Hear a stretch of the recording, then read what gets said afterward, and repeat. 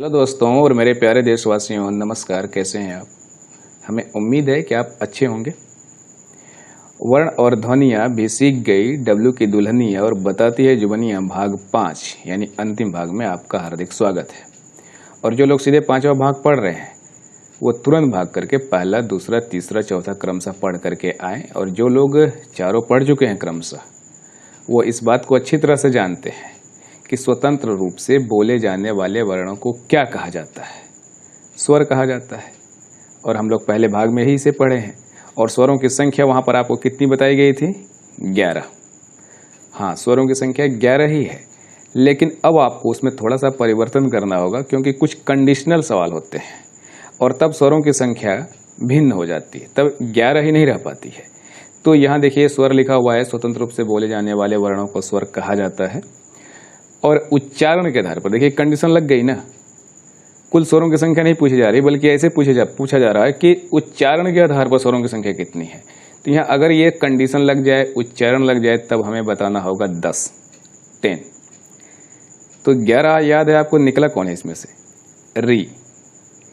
री जो है यहां से निकल गया है, उच्चारण के आधार पर उसे निकाल दिया गया है। और तब जो है स्वरों की संख्या कितनी हो गई है? 10। अब सामान्य तौर पर स्वरों की संख्या जो आपने याद किया वो सही है, और कोई कंडीशन न लगाए तो भी पूछे स्वरों की संख्या कितनी है, तो 11 सही है। लेकिन फिर एक कंडीशन ऐसे भी करके लगाई जा सकती है, और लगाई जाती भी है, पूछा भी जाता है इस तरह से प्रश्न कि परंपरागत रूप से स्वरों की संख्या कितनी है। तो अब आप बचपन में सही थे, परंपरागत रूप से स्वरों की संख्या 13 है। तो इस प्रकार आपने देखा कि स्वर अगर कुछ भी कंडीशन न लगाई जाए तो उनकी संख्या कितनी होगी? 11।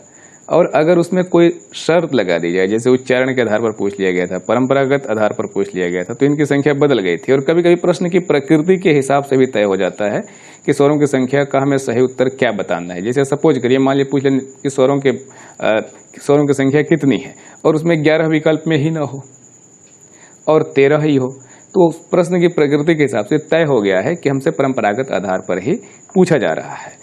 तो इस प्रकार आप स्वरों की संख्या कितनी है, इसको लेकर के आपको कंफ्यूज होने की जरूरत नहीं है। ये जो शर्तें थी, जो कंडीशन था, उसके आधार पर आप जान चुके हैं। लेकिन अब कुछ और तरीके से भी हम लोग जानेंगे, जैसे ओठों की स्थिति के आधार पर जो स्वरों के प्रकार है उसे किस नाम से जानते हैं। इसी प्रकार जीभ के प्रयोग के आधार पर उसके कितने प्रकार हैं और उसमें कौन कौन शामिल है। इसी प्रकार मुख द्वार खुलने के आधार पर, तो एक एक करके हम लोग पढ़ेंगे, क्योंकि ऐसे भी सवाल पूछा जाता है कि बताइए निम्नलिखित में से कौन सा स्वर वृत्तमुखी है, ठीक है, और कौन सा अवृत्तमुखी है। बड़े आसानी से हम लोग याद कर सकेंगे इसको। देखिए, ओठों की स्थिति के आधार पर दो इसका प्रकार बताया गया है, एक अवृत्तमुखी है और दूसरा जो है वृत्तमुखी है। नाम से ही स्पष्ट है कि जब बोला जाएगा तो ओठों की स्थिति कैसी बन जाएगी? एक बार वृत्तनुमा बन जाएगी और एक बार वृत्तनुमा नहीं बनेगी। तो इसमें पहले अवृत्त रखा गया है, फिर वृत्त रखा गया है। वो इसलिए कि जिस तरह से आप स्वर के क्रमों को याद किए हुए हैं, ठीक वैसे ही आप याद करिए, तो फिर आपको अलग से कुछ याद करने की जरूरत ही नहीं पड़ेगी। आप ऐसे ही याद किए हुए हैं ना, अ, आ, ई। इसके बाद क्या पड़ता है? री इसमें होता ही नहीं है। इसके बाद उ, ए, ओ, औ। ये आगत स्वर है जो इंग्लिश से आया है, इसके पहले आप इसे भी पढ़ चुके हैं। तो इस प्रकार ये आपका क्रम गड़बड़ नहीं हुआ है। आप अ, आ, ई, उ, ए, ओ, औ पढ़ ही रहे हैं। बस सावधानी क्या बरतनी है कि इसमें 4 को जो है हम क्या पढ़ेंगे? शुरुआती 4 को क्या मानेंगे? अवृत्तमुखी। इसके बाद 2 को क्या मानेंगे? वृत्तमुखी। फिर इसके बाद जो 2 आएगा उसे क्या मानेंगे? अवृत्तमुखी। फिर उसके बाद जो 2 आएगा उसको क्या मानेंगे? वृत्तमुखी। बस 4, 2, 2, 2। तो ये जो 4 बोलते हैं, इसके बाद 2, इसके बाद 2, लेकिन इसको यहां से उठा करके यहां लिखना पड़ेगा। फिर इसके बाद 2 को ये गैप करके यहां और यहां लिखना पड़ेगा ताकि वो वृत्तमुखी हो सके। अब इसकी वैज्ञानिकता को थोड़ा सा समझने की कोशिश करिए। आप बोलिए एक बार साथ साथ, हो सके तो वीडियो बंद करने की जरूरत पड़े तो वीडियो आप बंद भी कर सकते हैं, लेकिन आप ये बोल करके इसकी वैज्ञानिकता को देखिए। वृत्तमुखी कहा जा रहा है, तो क्या हम ऊ बोलेंगे तो हमारे होठों के आकार में वृत्तनुमा कुछ बनेगा? ऊ, ऊ, ओ, औ। देखिए, वास्तविकता तो यह भी है कि आप इसे नाम ही केवल जानते रहें तब भी इसकी पहचान आप कर सकते हैं, क्योंकि जो स्वर है उच्चारण के आधार पर वो 10 ही है और उन्हीं 10 में से जो विकल्प आपके बनेंगे वो 4 में से ही बनेंगे, 4 ही विकल्प के रूप में रखे जाएंगे। उन चारों को हम बोल कर देख सकते हैं और बोल कर देखेंगे तो हमें पता चल जाएगा कि किसके बोलने पर हमारे ओंठों की आकृति जो है वृत्तनुमा बन जाती है। तो ऊ, ओ, आओ, इसमें देखिए बन ही रही है। और जब आप इनको बोलने की कोशिश करते हैं तो देखिए इसमें वृत्तनुमा नहीं बनेगा। अ, आ, ई, ए, ऐ। इसमें देखिए आप खुद ही प्रैक्टिकल जरूर करके इसको देखिए तो शायद और ही आसान हो जाए, क्योंकि तब तो नेचुरल हो जाएगा। हम वृत्तमुखी के आधार पर आसानी से बोल करके ही समझ पाएंगे। और अगर वैसे नहीं समझना चाहते हैं तो सीधे आप क्रम से याद करिए, 4, 2, फिर 2 इधर, फिर 2 इधर। ठीक है। जीभ के प्रयोग के आधार पर हम बात करते हैं तो जिह्वा के जो भाग होते हैं वो 3 भाग होते हैं, अग्र, मध्य और पश्च। जीभ को इसी क्रम में आप देख ही सकते हैं, अगला हिस्सा, मध्य वाला हिस्सा और पीछे वाला हिस्सा। तो इसमें आप ये क्रम देख रहे हैं, इसे याद करना बड़ा आसान है। इसमें पूछा जाता है कि निम्नलिखित में से कौन मध्य स्वर है, कौन पश्च स्वर है, कौन अग्र स्वर है, सही आपको बताना होता है। आप आसानी से इसे याद रख पाएंगे। पहले हम लोग मध्य को याद करते हैं। देखिए, अग्र स्वर भी होगा, पश्च होगा और मध्य में क्या होगा, मध्य में मध्य स्वर होगा। तो यहाँ अ, और स्वरों का हम लोग कहाँ से स्टार्ट करते हैं, अ से ही पढ़ना स्टार्ट करते हैं। तो आप बोल करके एक बार देखिए, जब आप बोल करके देखेंगे तो आपको ये एहसास हो जाएगा कि हाँ अ न तो जीभ के अग्र भाग से बोला जा रहा है और न ही जीभ के पश्च भाग से बोला जा रहा है। तो आपको एकदम साफ एहसास हो जाएगा। इसके बाद हम अभी भी अग्र स्वर को नहीं याद करेंगे। अगर हमको मध्य स्वर याद हो जाए और पश्च स्वर याद हो जाए तो बाकी जो शेष बचेगा वो क्या होगा, वो अग्र स्वर ही होगा। इसका आसान तरीका देखिए, अ के बाद क्या आता है, आ, फिर इसके बाद ई आना चाहिए था तो इधर आ गया, फिर ई, ये भी इधर आ गया, फिर इसके बाद ये इधर आ गया, ऊ, फिर ओ, औ, फिर ए। तो इतना करेंगे तो उलझ जाएंगे। मध्य वाला आपको याद हो गया आसानी से, तो ठीक है। अब देखिए, जो भी पश्च स्वर में होगा उसका एक सिंबल आपको बताया जा रहा है। ये सिंबल से एक छोटा बच्चा भी सुन के बताएगा, कभी बताएगा, हर बार बताएगा और हर बार सही बताएगा। देखिए, अ जो लिखा हुआ है ना, इसमें 3 जैसी आकृति बन रही है। ऊ भी लिखा जाएगा, इसमें भी 3 जैसी आकृति बनेगी, चाहे वो छोटा ऊ हो चाहे वो बड़ा ऊ हो। और इसी प्रकार ओ और औ में भी ये देखिए 3, 3, 3, 3, 3, जिसमें 3, 3, 3 की आकृति बन जाए उसे आप तीसरे नंबर पर रख दीजिए। यानी ना तो अग्र पर रखिए ना ही मध्य में रखिए, यानी पश्च पर उसको रख दीजिए। तो अब बताइए, मध्य स्वर का एकदम फिक्स हो ही गया है अ। इसके बाद पश्च स्वर में कौन होगा, जिसमें 3 आकृति निकल जाती हो। तो अगर कोई बोलेगा ई है, नहीं, इसमें 3 आकृति निकल नहीं रही है। ऐ है, नहीं, इसमें 3 आकृति निकल नहीं रही। तो इस प्रकार आप आसानी से जिह्वा के प्रयोग के आधार पर अग्र स्वर, मध्य स्वर और पश्च स्वर को बता सकेंगे। मुख द्वार खोलने के आधार पर अगर हम बात करें तो स्वरों के 4 भेद हैं। विवृत, इंग्लिश में अगर बोला जाए तो ओपन, पूरी तरह से। इसके बाद अर्धविवृत, मतलब एक पूरी तरह से खुला होगा फिर आधा खुला होगा। यहाँ लिखा हुआ है अर्धसंवृत, यानी हाफ क्लोज और क्लोज। तो ये विवृत का सीधा उल्टा क्या हो गया, संवृत, क्योंकि इसमें पूरी तरह से ओपन है और संवृत में क्या है, पूरी तरह से क्लोज है। तो देखिए, ये क्रम हम ऐसे ही रखेंगे। ओपन का अपोजिट क्लोज होता भी है। हिंदी में भी अगर कभी विलोम में पूछा जाए कि विवृत का विलोम क्या होगा तो संवृत ही बताना पड़ेगा, और संवृत का विलोम क्या होगा तो आपको विवृत ही बताना पड़ेगा। तो हम लोग स्टार्ट करें, अगर हम लोग यहाँ से करें, ओपन जो वर्ड है विवृत, तो इसको बोल कर जरा देखिए, क्या आपका मुंह खुलता है, ओपन है, इसको बोलने के दौरान उसे खोलना होता है। और जो कोष्टक में लिखा हो इस पर भी हम लोग बाद में बात करेंगे। कोष्टक के जो बाहर है उनको अभी हम लोग याद करते हैं, ठीक है। विवृत, ओपन, आ, आपको आ कहना है, आप बोलिए, लेकिन आपका मुंह ना खोले, ऐसा नहीं हो सकता, क्योंकि जब तक पूरी तरह से मुंह नहीं खुलेगा तब तक आप आ बोल ही नहीं सकते हैं। तो ये आसानी से आप बोल करके ही अंदाजा लगा ले रहे हैं कि हाँ ये तो आ ही है, क्योंकि आ कहने पर पूरा मुख खुलता है। इसका सीधे अपोजिट को भी इसके बाद याद करें। देखिए, समृत है, विवृत का समृत है, और समृत को इंग्लिश में कहते हैं क्लोज। तो क्लोज में CLOSE, ई जो आता है वह क्या है, इस ई का प्रतिनिधित्व कर देगा कि नहीं, आसानी से। प्रश्न में ही छुपाया जा रहा है, क्योंकि प्रश्न में अगर छुपा रहेगा उत्तर हमारा तो प्रश्न जब जब आएगा तब तक उत्तर भी याद आएगा। तो क्लोज का हम इंग्लिश वाला ई से हम ये वाला ई निकाल लेंगे और ई छोटी ई में एक मात्रा और लग गई, बड़ी ई हो गया है। इसी प्रकार ये चारों अब क्रम से चल रहे हैं, छोटी ई, बड़ी ई, छोटा ऊ, बड़ा ऊ, ये तो क्रम से ही चल रहा है।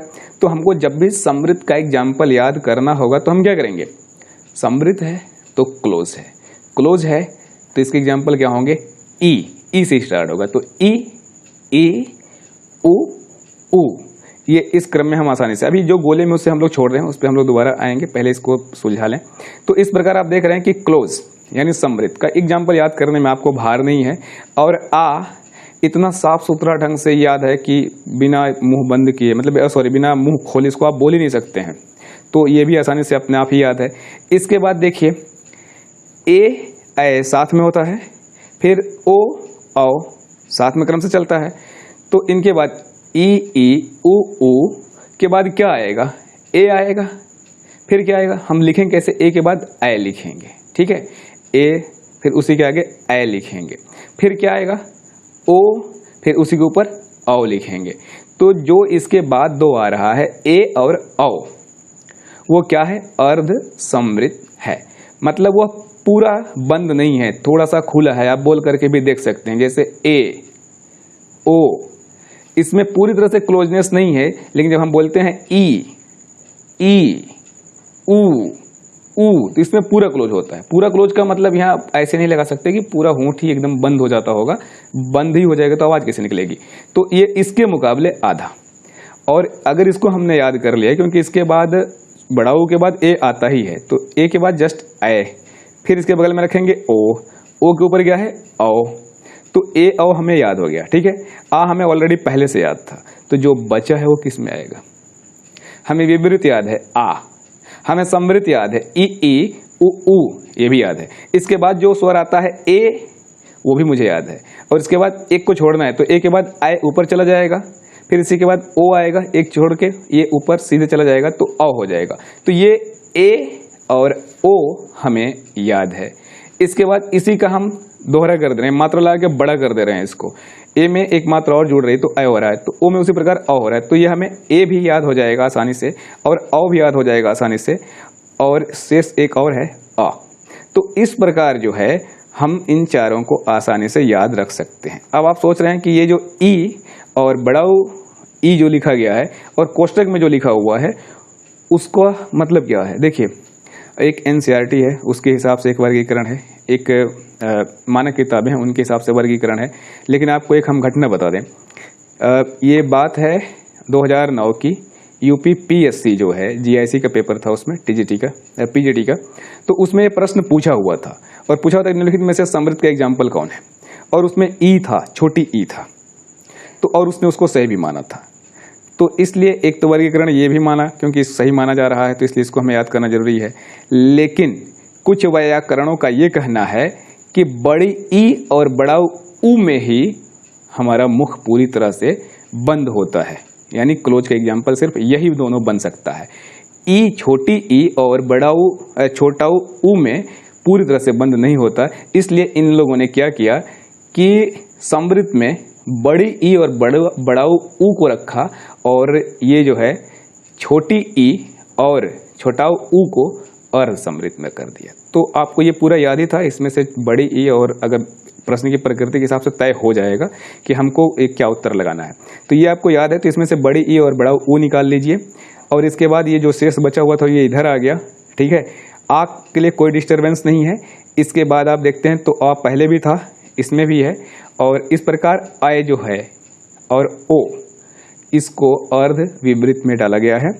और इसके बाद ये आय और औ को भी कहा जा रहा है कि इसमें भी मुंह पूरी तरह से खुलता है, लेकिन इन तीनों को जरा एक साथ आप बोल के देखिए। आ बोलेंगे तो नो डाउट पूरी तरह से खुलेगा, लेकिन अ और औ बोलेंगे तो पूरी तरह से ये नहीं खुल रहा है। पहला वर्गीकरण कुछ हद तक सही लगता है अगर उसको बोल करके देखा जाए तो, लेकिन दूसरा भी सही माना ही जा सकता है, क्योंकि वह भी मानक किताबों की बातें हैं। और अगर ये हम लोगों ने पढ़ लिया ओठों के आधार पर, जीभ के आधार पर, मुख द्वार के आधार पर, तो अब स्वर और व्यंजन में कुछ ऐसा नहीं बचा हुआ है कि हम उनको एक एक करके देख न सकें। तो चलिए हम लोग देखते हैं कि वो इस प्रकार हम देखते हैं कि कुल वर्णों की संख्या कितनी है, 52 है। ठीक ना। तो अब हम लोग स्वर भी पढ़ चुके हैं, व्यंजन भी पढ़ चुके हैं, हर उनके जितने प्रकार के भेद हैं उनको भी पढ़ लिए हैं। तो अब ये देखें 52 होता कैसे है। स्वरों की संख्या 11 ही है और वो मानी जाएगी, कंडीशन अगर हटा दिया जाए तो स्वर 11 ही। इसके बाद ये आप देख रहे हैं कि परंपरागत रूप से जो है व्यंजनों की संख्या कितनी है, 33। इन्हें ही मूल व्यंजन कहा जा रहा है। हिंदी वर्णमाला में कुल कितने मूल व्यंजन हैं, तो ये 33 हैं। ये 33 आए कहाँ से? ये कचट तप आप जो देख रहे हैं ये स्पर्श व्यंजन के नाम से जाने जाते हैं, जिनकी संख्या कितनी है, 25। इसके बाद आपने देखा था कि व्यंजन वर्ण के कितने भेद है, तो ये 3 भेद आपने देखा था और उसको याद किया था आपने SAU 100 करके। तो स्पर्श था, अंतस्थ है और उष्म है। अंतस्थ व्यंजन 4, उष्म व्यंजन 4 और स्पर्श व्यंजन 25। तो 25 8 33, ठीक है। इसके बाद आपने द्विगुण पढ़ा था, उत्क्षिप्त या द्विगुण, इसकी संख्या ड और ढ के रूप में, ये 2 हो गई। अयोगवाह को आपने अंग और अह के रूप में पढ़ा था और संयुक्ताक्षर जो है वह भी 4 हैं, जिसको आपने पढ़ा था छ, छतरी वाला छ, त्र, ज्ञ और स्र, इसको आपने पढ़ा था। तो इस प्रकार आप सब काउंट करेंगे आप तो 1 3 4 2 6 2 8 4 12 और 3 1 4 1 5। तो कुल वर्णों की अगर संख्या पूछी जाए 52, कुल वर्ण लिपियों की संख्या कहा जाए तो 52, मूलतः वर्णों की संख्या कितनी पूछी जाए तो 52। हिंदी में देवनागरी लिपि में कुल वर्णों की संख्या कितनी है तो 52। सामान्य रूप से व्यंजनों की संख्या अगर पूछी जाए तो 41। क्यों? क्योंकि स्वर को अगर निकाल के बताएंगे आप तो 52 हो ही रहा है, उसमें 11 निकाल देंगे तो कितना होगा, 41। इसके अलावा कुछ और भी व्याकरण है जिनके हिसाब से हिंदी भाषा में वर्णों की संख्या अलग अलग बताई गई है। जैसे देखिए, किशोरीदास वाजपेयी के हिसाब से कितनी संख्या बताई गई है, 43। कामता प्रसाद गुरु के हिसाब से 46, उदय नारायण तिवारी के हिसाब से 51 और धीरेन्द्र वर्मा के हिसाब से 53। तो ये हमें तब बताना है जब ये नाम लिख करके पूछे। जैसे पूछे कि बताइए किशोरीदास वाजपेयी के हिसाब से हिंदी में कितने वर्ण हैं, तब हम 43 बताएंगे और ये हमारा उत्तर सही भी होगा। तब हम 52 नहीं बताएंगे। जो लोग को गिनती याद है उनको हम एक बार रिलेट करा दे रहे हैं। ये किशोरी है और ये 43 है तो 43 ही रहेगा। गांधी जी के 3 बंदर हैं, तो ये 3 बंदर गांधी जी के क्या हैं, जैसे किशोर या किशोरी शैतान होती है उस तरह से गांधी जी के 3 बंदर भी हैं, उछल कूद करते हैं। तो आप आसानी से याद कर सकते हैं कि किशोरी गांधी जी के 3 बंदरों की तरह है। कामता प्रसाद गुरु हैं, 46 को कहा जाता है यूनक, इंच या चक्का। तो एक कामता प्रसाद गुरु के बारे में कुछ नहीं, बस आपने इतना बोल दिया, आप समझ गए होंगे। उदय नारायण तिवारी के बारे में कहा जा रहा है कि क्यों ये बता रहे हैं, तो आप जानते हैं दुनिया का सबसे महान फुटबॉल खिलाड़ी जिसका नाम है पेले, तो वो नाम है इसका। तो आसानी से आप उदय नारायण तिवारी को इससे रिलेट कर लेंगे। और धीरेन्द्र वर्मा 53 का मतलब अशुभ अंक है। अगर आप पेशेंस नहीं रखते हैं तो आपके साथ अशुभ होना तय है। तो इस प्रकार आपने देखा वर्णों को, और वर्णों की गणना 2 प्रकार से की जाती है, एक उच्चारण के आधार पर की जाती है और एक लेखन के आधार पर की जाती है। तो जो गणना उच्चारण के आधार पर की जाती है उसे सर्वाधिक उपयुक्त माना जाता है और लेखन के आधार पर जो गणना की जाती है वो कम उपयुक्त मानी जाती है। ठीक है, वो इसलिए भी क्योंकि लेखन के आधार पर कुछ नवीन विकसित शब्द गढ़ लिए जाते हैं जो कि नो डाउट वो एकदम एग्जैक्ट हूबहू उस ध्वनि का प्रतिनिधित्व नहीं कर रहे होते हैं। तो इस प्रकार वर्णों की संख्या देखिए इस हिसाब से करेंगे 45 भी यहाँ दिखाया जा रहा है, क्योंकि जो 33 जिसको भी आपको याद करवाएगा उसमें ड ढ को जोड़ दिया गया है और कभी कभी 47 भी बताया जाएगा जिसमें ज और फ है। 52 इस तरह से होगा। कुछ लोग स्वर को 13 मानते हैं, व्यंजन को 35 मानते हैं, संयुक्ताक्षर को 4 मानते हैं। इस प्रकार ही जोड़ के इतना बताते हैं। कभी कभी 55 भी होता है लेखन और मुद्रण नोट में, जैसे नोट फुट नोट हो और ये टीका हो, और जैसे आपने देखा ना गुड़ा होता है, प्लस होता है, ऑब्लिक होता है, तो इन चिन्हों को भी अगर शामिल कर लिया जाता है तो ओवरऑल जो सर्वाधिक इनकी संख्या हो जाती है और ये हो जाती है 55। मानक वर्णमाला में किसको स्थान नहीं मिला हुआ है, तो श्री और झ को स्थान नहीं मिला हुआ है। तो इस प्रकार वर्ण और ध्वनियां जो हम लोग पढ़े हैं उसमें ध्वनि जो है वह भाषा का क्या है, आरंभ बिंदु है। ध्वनि भाषा का आरंभ बिंदु है और ध्वनि से ही यानी ध्वनि का प्रतिनिधित्व किसके माध्यम से किया जाता है, वर्ण। कोई भी वर्ण किसी न किसी ध्वनि का प्रतिनिधित्व करती ही है और ये जो ध्वनि है ये छोटी होगी वर्ण से जो बड़ा होगा वो शब्द होगा और शब्द आपस में मिलकर के वाक्य बनाते हैं, वाक्य मिलकर के भाषा क्या है, भाषा हमारे भाव और विचारों को अभिव्यक्त करने का माध्यम है जिसकी सबसे छोटी सार्थक इकाई वर्ण के नाम से जानी जाती है। लेकिन इससे भी छोटी क्या है, ध्वनि है। लेकिन हर ध्वनि वर्ण नहीं हो सकती है। जो सार्थक ध्वनियां हैं यानी कि जिसके लिए सांकेतिक चिन्ह निर्माण मतलब निर्मित कर लिए गए हैं, उन्हीं को वर्ण कहा जा सकता है। तो इसके संदर्भ में जरा ये लाइन आप पढ़ लेंगे तो बाकी सारी चीजें आराम से क्लियर हो जाएगी। भाषा की सबसे छोटी इकाई अगर देखा जाए तो क्या है? ध्वनि। प्रत्येक ध्वनि के लिए कोई ना कोई चिन्ह होता है जिसे हम किस नाम से जानते हैं? वर्ण या अक्षर। वर्णों या अक्षरों के चिन्हों को लिखने की जो विधि है उसे हम क्या कहते हैं? लिपि। और लिपि वस्तुतः वर्ण का सांकेतिक लिखित रूप ही है। दुनिया का जो संपूर्ण मुद्रित ज्ञान है वह किस रूप में संचित है? लिपि के रूप में ही संचित है। हिंदी भाषा की लिपि का नाम है देवनागरी, जिसका उद्भव जो है ब्राह्मी लिपि से हुआ है और भारत में सभी लिपियों का विकास जो है ब्राह्मी लिपि से ही हुआ है। ऋग्वेद की लिपि भी ब्राह्मी ही थी। तो देवनागरी लिपि एक वैज्ञानिक लिपि है। नेपाली जो है नेपाली, मराठी, संस्कृत, हिंदी ये सब इसी भाषा में लिखी जाती हैं। लेकिन कुछ ये ऐसे भी सवाल आ जाते हैं मिलाने के लिए, जैसे अंग्रेजी के लिए लिपि क्या है उसकी, तो अंग्रेजी का रोमन आप आसानी से याद कर रख सकते हैं इसमें। और पंजाबी का गुरमुखी आसानी से याद रख सकते हैं, क्योंकि आप जानते हैं पंजाबी में 10 गुरुओं की परंपरा रही है, तो पंजाबी का गुरमुखी हो जाएगा आसानी से। उर्दू का फारसी होगा, अरबी नहीं होगा। तो उफ शब्दावली जो आप कहते हैं, उफ, अगर गर्मी वर्मी लगे, कुछ भी ऐसा लगे जिसमें आप उफ कह सकें, तो ये उ से उर्दू हो गया और फा से क्या हो गया? फारसी हो गया। देखिए, ध्वनियों से ही पूरा यूनिवर्स का क्रिएशन हुआ है, ब्रह्मांड निर्मित हुआ है। ध्वनियों से ही एक बार यूनिवर्स पूरा समाप्त भी होगा। तो ये जो ध्वनि है इसका एक और भी डिवीजन देखा जाता है। जैसे ध्वनि ये किसकी प्रतिकृति है? ध्वनि की ही प्रतिकृति वर्ण है, और वर्ण यानी लेटर, और इसके बाद जो है अक्षर आता है, इसको हम सी लेवल कहते हैं।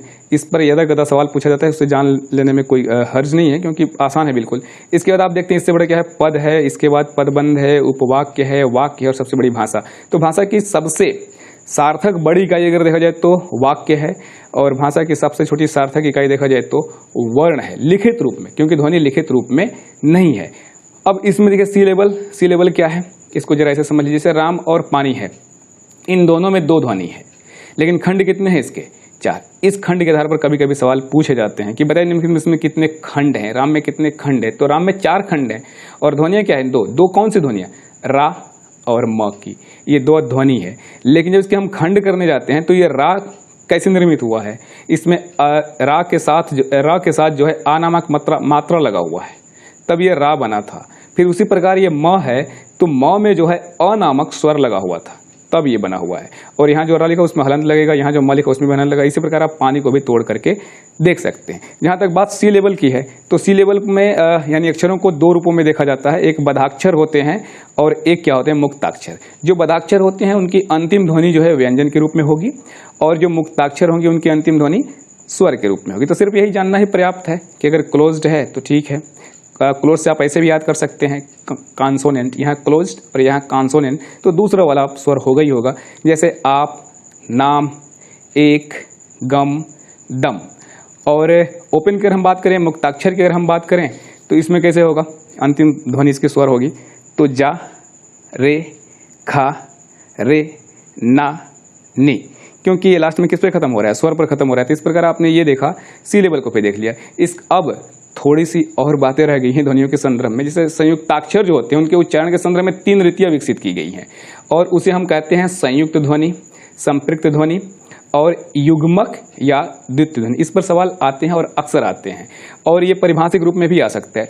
संयुक्त ध्वनियां, संयुक्त का मतलब क्या हुआ? जब 2 या 2 से अधिक व्यंजन ध्वनियां आपस में जुड़ जाए तो उन्हें संयुक्त ध्वनियां कहा जाएगा।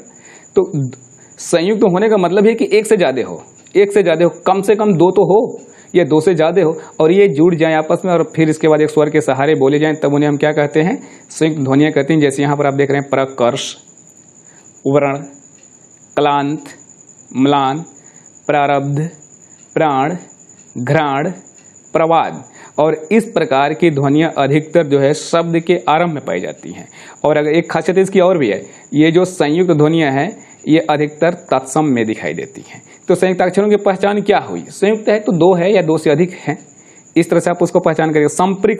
संपृक्त करने से भाव अगर नहीं निकल रहा है, जैसे यहाँ संयुक्त का मतलब आप जोड़ समझ पा रहे हैं, तो संपृक्त का मतलब यहाँ होता है अलग करना या 2 अलग अलग चीजों से जोड़ना। जैसे इसमें एक ही ध्वनि होगी, लेकिन जब वो 2 व्यंजनों के साथ जो है संयुक्त हो जाएगी, तब उसे क्या कहा जाएगा? संपृक्त ध्वनि कहा जाएगा। जैसे इसमें लिखा हुआ है संबल, कंबल, डंबल, आरंभ। इसमें आप देखिए संबल में जो आधा म बना हुआ है, ये स नामक व्यंजन से और ब नामक व्यंजन, इन दोनों के बीच में क्या कर रहा है, अलगाव पैदा कर रहा है। उसी तरह से ये कंबल में क व्यंजन और व व्यंजन के बीच में म क्या कर रहा है, अलगाव, उनको संपृक्त कर रहा है। तो ये जो ध्वनियां हैं, अगर दो व्यंजनों के बीच में आ जाएं तो उन्हें हम किस नाम से जानते हैं, संपृक्त ध्वनियां के रूप में जाते हैं। लेकिन सबसे ज्यादा सवाल इससे पूछे जाते हैं, युग्मक या द्वित्व ध्वनियां। जब एक ही ध्वनि का द्वित्व हो जाए तो उसे क्या कहा जाएगा, या तो युग्मक या तो द्वित्व। जैसे यहाँ सट्टा है, ये आधा ट पूरा ट का ही 2 बार हो गया। बट्टा, इसमें भी ट का ही 2 बार हो गया। ठप, इसमें प का 2 बार हो गया। घप, इसमें प का 2 बार हो गया। और ये लप, इसमें प का 2 बार हो गया। तो इस प्रकार इस ध्वनि को हम क्या कहते हैं, युग्मक ध्वनियां। तो संयुक्ताक्षरों के उच्चारण की जो 3 रीतियां हैं उसमें संयुक्त ध्वनियां हैं, संपृक्त ध्वनियां हैं और युग्मक या द्वित्व ध्वनियां हैं। तो इस प्रकार ध्वनियों से ये शुरू हुआ था और ध्वनियों पर हम लोगों ने इसे खत्म भी किया, क्योंकि पूरा यूनिवर्स ही ध्वनियों से क्रिएट हुआ है। तो इसके अलावा अब आप देखते हैं जैसे ये ध्वनियों के माध्यम से किसी भाषा का निर्माण हो पाता है और उस भाषा का विकास धीरे धीरे होता है समय के साथ।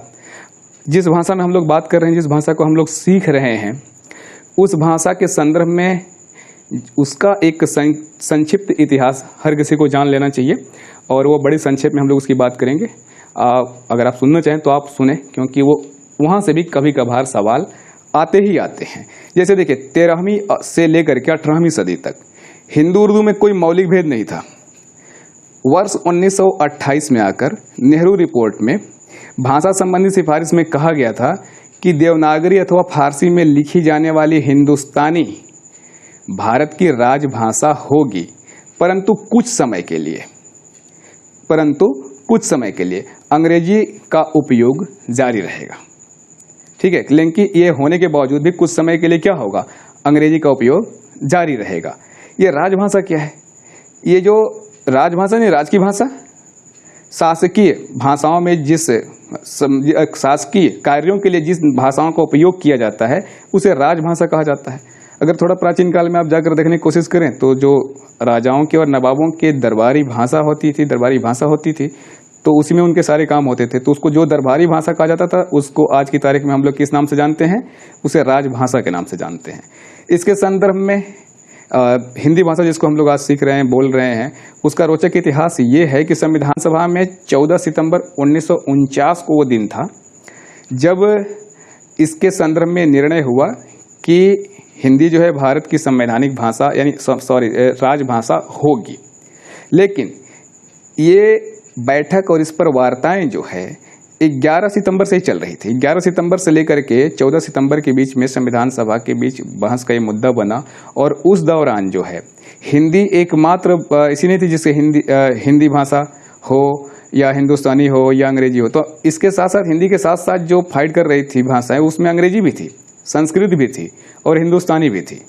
और इस प्रकार इन 4 भाषाओं पर संविधान सभा के सदस्यों द्वारा विचार किया गया। लेकिन अंत में फाइनल में 2 ही पहुंचे, हिंदी और अंग्रेजी। हिंदी को उस समय बोलने वाले जो लोग थे उनकी संख्या लगभग जो है 46% के आसपास थी, जो हिंदी बोल सकते थे, लिख सकते थे, समझ सकते थे। तो इस प्रकार जो है हिंदी और अंग्रेजी के बीच जब ये फाइनल मुकाबला चल रहा था तो हिंदी के उस समय 2 गुट बन गए थे।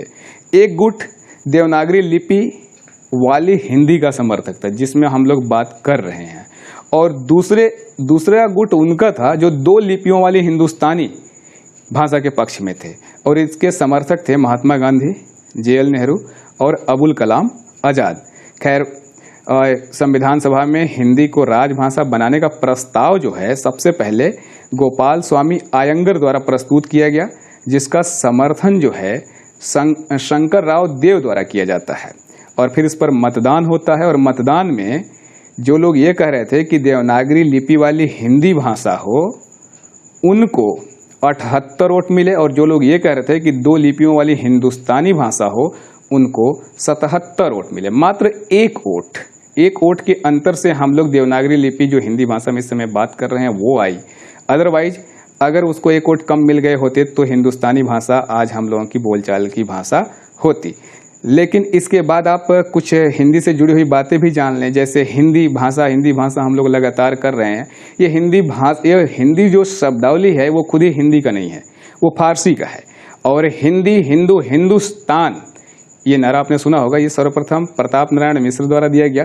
और हिंदी को राष्ट्रभाषा बनाने के संदर्भ में विचार जो है सर्वप्रथम बंगाल से उदित हुआ। उस समय बंगाल का मतलब ये था कि उसमें इस आज की तारीख में जो वेस्ट बंगाल है और पूर्वी पाकिस्तान यानी बांग्लादेश, तो यहाँ से जो है हिंदी को राष्ट्रभाषा बनाए जाने का विचार सर्वप्रथम उदित हुआ।